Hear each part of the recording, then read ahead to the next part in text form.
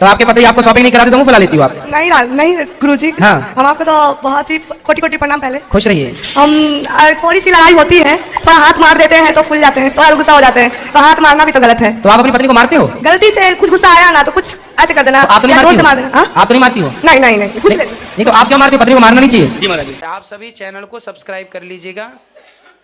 जो भी YouTube पर देख रहे हैं चैनल को सब्सक्राइब कर लीजिए और शेयर कीजिएगा। राधे राधे दोस्तों, स्वागत है आपका हमारे YouTube चैनल उषा भक्ति मार्ग में। बात करेंगे हम आज ऐसे व्यक्ति की जो कि पंडाल में आता है, वो कहता है गुरुजी हमारी पत्नी जरा सी बातों पे मुंह फुला लेती है और हमारे घर में लड़ाई झगड़े होते हैं, किसी चीज़ की पूर्ति नहीं होती। तो इस विषय पर भी हमारे घर में लड़ाई झगड़े होते रहते हैं। तो आइए दोस्तों देखते हैं कि इस विषय में उस महिला को गुरुजी ने क्या समझाया। आज का वीडियो पति ज्ञान वर्धक होने वाला है, बीच में छोड़ के ना जाइएगा, बने रहिए हमारे साथ इस वीडियो के अंत तक। नारायण। हाँ गुरुजी, मैं बिहार से आया हूँ। जी जी, एक छोटी सी प्रश्न है हमारी। छोटी सी प्रश्न है जी, छोटा सा प्रश्न है। छोटा सा प्रश्न है। गुरुजी, मैं अपने परिवार के साथ आया हूँ, अपनी बीवी और 2 बच्चे के साथ। बीवी नहीं, पत्नी के साथ। बस उसी से एक जुड़ा सवाल है। हाँ। कि हम लोगों के घर में छोटी मोटी समस्याएं आती रहती हैं, तो उसको हम लोग कैसे हैंडल करें? समस्याएं तो सबके जीवन में आती हैं, विवेक से हैंडल कर लो। आप क्या समस्याएं बताओ, फिर उसको बताएं कैसे हैंडल करना है। कुछ भी समस्या अगर कुछ पूरा नहीं होता है तो हमारी बीवी हमसे मुंह फुला लेती है। बात नहीं करती है। कहाँ है पत्नी आपकी? वहाँ बैठी हुई है। चलो बात कराओ, मुंह फुला के कैसे बात करती है। आओ आप भी आओ पास में।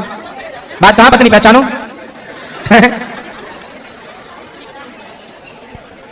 तो आपके पति आपको शॉपिंग नहीं कराते तो मुंह फुला लेती हो आप? नहीं नहीं गुरुजी, हाँ। हम आपको तो बहुत ही कोटि कोटि प्रणाम। पहले खुश रहिए। हम थोड़ी सी लड़ाई होती है, थोड़ा हाथ मार देते हैं तो फूल जाते हैं, थोड़ा गुस्सा हो जाते हैं, तो हाथ मारना भी तो गलत है। तो आप अपनी पत्नी को मारते हो? गलती से कुछ गुस्सा आया ना तो कुछ ऐसे कर देना। तो आप तो नहीं या जोर मारती से हो? मार देना। हाँ? आप तो नहीं मारती हो? नहीं नहीं नहीं, पूछ लेते। नहीं तो आप क्या मारते हो? पत्नी को मारना नहीं चाहिए। जी महाराज जी। है ना जी। पत्नी को आज के बाद आप मारना मत। हाँ जी महाराज जी। पत्नी लक्ष्मी होती है, साक्षात भगवान नारायण का स्वरूप होती है, मोहिनी अवतार है। इसलिए स्त्री पर हाथ उठाना मतलब भगवान पर हाथ उठाने के बराबर है। जी महाराज जी। हमारे सनातन धर्म में कभी स्त्री पर हाथ नहीं उठाया जाता।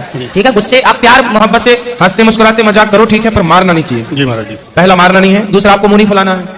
आप गलती ये नहीं करेंगे, आप गलती आप भी मत करना, ठीक है। जी महाराज जी। शराब तो नहीं पीती? नहीं, मैं शाकाहारी हूँ। मांस? अच्छा शाकाहारी है। जी महाराज। अच्छा सुनते हो जी। फिर अच्छा। भगवान बोल रहे हैं गुरुजी, हम भी इनके साथ साथ हम पहले खाते थे, पर शादी के बाद हम इनके साथ साथ छोड़ दिए।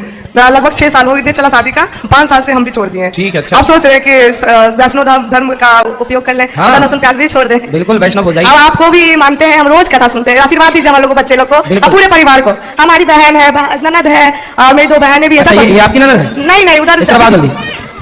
जी गुरुजी, मैया ये कहाँ रेल के डिब्बे जा रहे हैं? थोड़ा बैठो मेरी माँ, बैठ जाओ, अभी कर लेना बात, सब तक को मौका मिलेगा। गुरुजी मेरे पति शराब और मांस खाते हैं। कहाँ है पति? बात कराओ।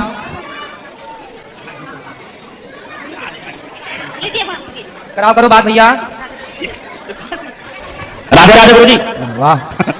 अभी आप यहीं रहो, यहीं बैठो, मैं भी बात करूंगा आपसे। बैठ जाओ तो बेटा, बैठो। हाँ बोलो, क्या नाम है आपका? अविनाश कुमार। तो क्यों शराब पीते हो? शराब तो नहीं पीते हैं, वो कभी कदार पी लेते हैं, जैसे कि महीने में कभी किसी का पार्टी उठे में गया था। वैसे तो और मांस? मांस भी घर में बनता नहीं है, न खाते हैं कोई, बस कभी दूसरा कोई दे, मतलब कोई किसी के यहाँ जब भी खाता हूँ। वैसे तो दूसरे के यहाँ जाके चाट आते हो? है नहीं, कभी अभी तो छोड़ रखा है, अब धीरे धीरे प्रयास छोड़ने का ही चल रहा है, जो अभी छोड़ देंगे हम। आपके बेटी है बेटा है, क्या है? बेटा है। बेटा है जी। तो ये बड़ा होगा तो इसको भी शराबी बनाओगे? नहीं, ऐसा कुछ नहीं है, बस थोड़ा सा हो जाता है कई बार, तो हमने पूरा बस। देखो आपका प्रभाव पूरा आपके बच्चे पर पड़ने वाला है। हाँ जी, हाँ जी। इसलिए अब आपकी जिम्मेदारी है कि आपको एक अच्छा पिता बनना है या एक शराबी पिता बनना है। नहीं, छोड़ देंगे धीरे धीरे। अपने देखो, हम जो आचरण खुद उतारते हैं उसी आचरण को हमारे बच्चे फॉलो करते हैं, उसी राह पर बच्चे जाएंगे, ठीक है। ठीक है, राधे राधे। तो आप पहले प्रॉमिस करो कि शराब नहीं पियोगे। शराब हाँ धीरे धीरे अभी छोड़ दूंगा मैं। दोस्तों के साथ बैठ के पी लेते हो कभी कभी? हाँ, कभी वही छोड़ दूंगा धीरे धीरे। सुनो बात करो, आप बात करो। ये बताओ, जो आपको शराब पिलाते हैं वो आपके दोस्त हैं? जी। अच्छा, जो आपके बच्चे को शराब पिलाएंगे वो इनके बच्चे के दोस्त होंगे या दुश्मन? शराब कौन पिलाता है, दोस्त या दुश्मन? उत्तर दो। शराब कौन पिलाता है, दोस्त या दुश्मन? शराब तो दोस्त के साथ, वैसे तो दुश्मन ही होता है, वैसे तो शराब गलत चीज है। जो आपको शराब पिलाए वो आपका दोस्त कैसे हो सकता है? अब आप बताइए, क्या आप चाहेंगे कि आपके बेटे को कोई शराब पिलाए? जी नहीं गुरुजी। जब आपके बेटे को कोई शराब पिलाएगा तो आप अपने बेटे को क्या समझाओगे कि बेटा वो तेरे दोस्त नहीं है, वो तेरे दुश्मन है, जो तेरे को शराब पिला के तुझे रास्ता भटका रहे हैं तेरा। जी। शराब दोस्त वो होता है जो गलत राह से सही राह पर लाए, जो सही राह पर चलने वाले को गलत राह पर ले जाए, वो दुश्मन होता है। ये दुश्मन है जिनको आप दोस्त कह रहे हो। दोस्त तो आपके हम हैं जो आपको कह रहे हैं कि सही राह पर आओ। दोस्त तो आपकी पत्नी है जो आपके लिए इतनी चिंतित है। आपकी माँ आपकी दोस्त है, आपका बाप आपका दोस्त है, आपका भाई आपका दोस्त है, पर वो दोस्त नहीं है जो आपको शराब पिलाएं, मांस खिलाएं, गलत राह पर ले जाएं। गुरुजी और छोड़ने के लिए बोलती हूँ ना तो बोलते हैं कि जिंदगी छूट जाएगा, लेकिन शराब नहीं छूटेगा। ये ऐसे ही बोलते हैं अभी महीना में कभी बार पी लेता हूँ इसलिए बोलने लगती है। नहीं तो अब नहीं पीना, अच्छी बात है। आपकी पत्नी आपका भला चाहती है कि बुरा? भला ही चाहती है। और आपके दोस्त आपका भला चाहते हैं कि बुरा?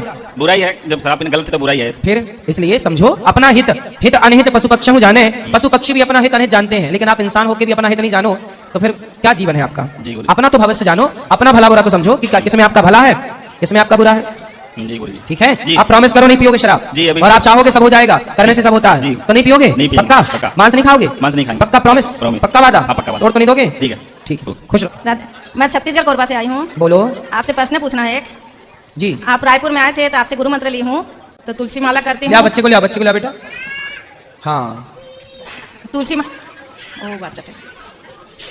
जय बात।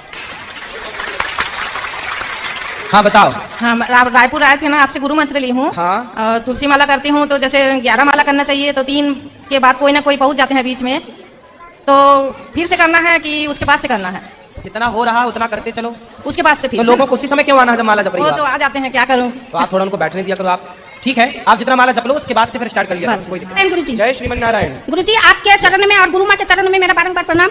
आपके माता पिता के चरणों में मेरा कोटि कोटि प्रणाम। गुरु जी, मेरा छोटा सा क्वेश्चन है। आपके बहुत सारे शिष्य हैं, सभी लोग आपसे मिलना चाहते हैं और आपको प्रणाम करना चाहते हैं, लेकिन ये संभव नहीं हो पाता। मैं अपना अनुभव बता रही हूँ, तो उनके लिए क्या संदेश है? हम तो देखो सबसे मिल रहे हैं, सब लोगों से बात कर रहे हैं आप आपको प्रणाम करने के लिए मेरे को 3 दिन लग गया था रायपुर में। हाँ, जब बाहर इसलिए हम बोलते हैं वृंदावन आओगे तो सहज में आपसे मिलना जुलना हो जाएगा। वहाँ जाते हैं ना बाहर कहीं भी किसी भी क्षेत्र में, किसी भी शहर में, बात करने को नहीं मिलता। माइक बहुत मुश्किल से छीन के मिला अभी। अब थोड़ा तो मेरी माँ बच्चों को खिलौना भी सहज में नहीं मिलता, तो थोड़ा तो करना पड़ेगा मेहनत। हाँ गुरु जी, मेरा एक क्वेश्चन है। जैसे द्रौपदी माता का वस्त्रहरण हो रहा था, हाँ। हम लोग तो सामान्य, मतलब सामान्य से भी सामान्य गटर के कीड़ा है हम लोग। भीष्म पितामह और गुरु द्रोणाचार्य, वो क्या मजबूर थे कि द्रौपदी माता को मदद नहीं कर पाए? मैं ये समझ नहीं पा रही हूँ। इसी का दंड तो मिला, बाणों की सैया पर लेटना पड़ा। नहीं तो वो तो बाद में, लेकिन वो लोग तो धर्म आत्मा थे ना, धर्म आत्मा थे हाँ, सब। धर्मात्मा थे, इसलिए गलत को बर्दाश्त किया, गलत को सहा, इसलिए तुम्हें दंड मिला ना बाणों की सैया का। इसलिए तो मैसेज मिला समाज को कि कभी ना गलत करो ना गलत को देखो, स्वीकार मत करो वरना दंड मिलेगा। तो हम लोग मोह माया से कैसे पार पाएंगे? कैसे? देखो, पितामह की मजबूरी ये थी कि भीष्म पितामह ने प्रतिज्ञा की थी कि जो सिंहासन पर बैठेगा उसका हम पालन करेंगे, उसकी आज्ञा का पालन करेंगे, और दुर्योधन मानता नहीं था बड़ों की बात, तो पितामह मजबूर थे। बात ये है ना, बड़े समझा तो रहे हैं पर बच्चे बड़ों की सुन ही नहीं रहे। अब जहां बड़ों का सम्मान ना हो, सुनी ना जाए, तो बड़ों को चुपचाप बैठ के देखना ही पड़ेगा। तो पितामह की ये मजबूरी थी कुछ, लेकिन पितामह को वहां ये करना चाहिए था अपने बल का प्रयोग। एक जमाते, उनके बाणों का कोई तोड़ नहीं था किसी के पास। उन्होंने ये गलती की कि उन्होंने अपनी ताकत का प्रयोग नहीं किया। भाई बूढ़े थे तो लोग उनका सम्मान नहीं करते थे। आजकल के जैसे बच्चे बड़ों को इग्नोर करते हैं ना, अरे तुम तो बुढ़े हो, तुम क्या हमको, तो पुराने जमाने के हो, ऐसा दुर्योधन भी बोलता था आप तो पुराने जमाने के हो।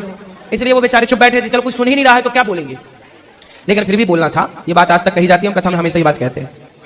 लाओ। गुड नमन। हाँ गुरुजी, जी। मैं बचपन से अनाथ हो गई थी। हाँ। माता पिता नहीं रहे। हाँ। जीवन के झंझावातों को झेलती झेलती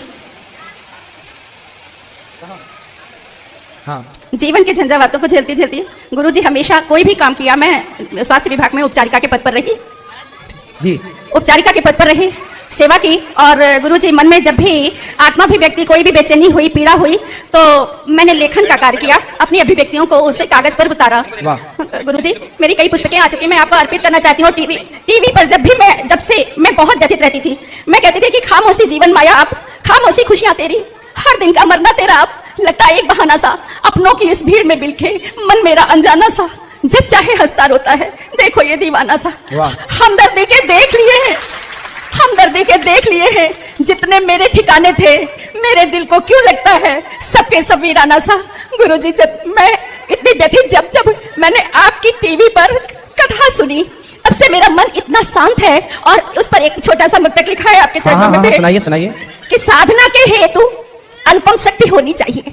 साधना के हेतु अनुपम शक्ति होनी चाहिए। हाँ गुरुजी, संशोधन कर दीजिएगा जो भी इसमें सही है, गलत सही है। साधना के हेतु अनुपम शक्ति होनी चाहिए, भावना के हेतु अनुपम भक्ति होनी चाहिए। वाह, सुंदर। हो भले अनुराग मायावी जगत से, और भक्ति के संसार में विरक्ति होनी चाहिए। वाह, वाह, सुंदर। भक्ति के संसार में विरक्ति होनी चाहिए। गुरुजी, ये मेरा एक भजन संग्रह है, आपके चरणों में भेंट करना। आपने लिखा है? मेरा खुद का लिखा हुआ वाह, है। ले आओ मैया, ये आप खुद ले आओ। तो देखा दोस्तों, आज का वीडियो आपने पूरा देखा और सुना। जैसे कि उस व्यक्ति ने कहा कि गुरुजी हमारे घर में छोटे छोटे लड़ाई झगड़े होते हैं, तो हमारी बीवी जो है मुंह फुला के बैठ जाती है। उस पर गुरुजी ने यही समझाया कि घर में जो है छोटे मोटे झगड़े हर घर में होते हैं, लेकिन जो अभी कहा कि हमारे पति हमारे ऊपर हाथ चलाते हैं तो ये गलत है। कहते हैं कि पत्नियों को लक्ष्मी कहा जाता है, लक्ष्मी का स्वरूप कहा जाता है, लेकिन तो किसी भी पुरुष को अपनी पत्नी पर हाथ नहीं उठाना चाहिए, क्योंकि पत्नी घर की लक्ष्मी होती है और जब घर की लक्ष्मी ही रूठ जाएगी। और रही छोटे मोटे झगड़ों की बात, ये हर घर में होते हैं। और कहते हैं कि ज़िंदगी में ऐसी कितनी सारी चीज़ें होती हैं जो कभी भी पूरी होती ही नहीं। उसका मतलब ये नहीं कि हम पति से अपने झगड़ा करें, और हर तरीके से हमारे घर में जो भी है जितना है उससे ही हमें हैंडल करना चाहिए, अपने घर को चलाना चाहिए। तो हर तरीके से जरा जरा सी बातों पे हमें पतियों को अपने जलील नहीं करना चाहिए कि हमारे घर में आज ये नहीं है वो नहीं है, लड़ाई झगड़ा नहीं होना चाहिए। तो दोस्तों, आज की वीडियो से आपको जो भी ज्ञान प्राप्त हुआ हो आप हमें कमेंट बॉक्स में कमेंट करके बता सकते हैं। और हाँ, अगर अभी तक आपने हमारे चैनल को सब्सक्राइब नहीं किया है तो आप हमारे चैनल को सब्सक्राइब कर लें, हमारी वीडियो को ज़्यादा से ज़्यादा लाइक व शेयर करें, कमेंट बॉक्स में राधे राधे लिखना ना भूलें। मिलेंगे ऐसे ही किसी अन्य वीडियो के साथ, तब तक के लिए राधे।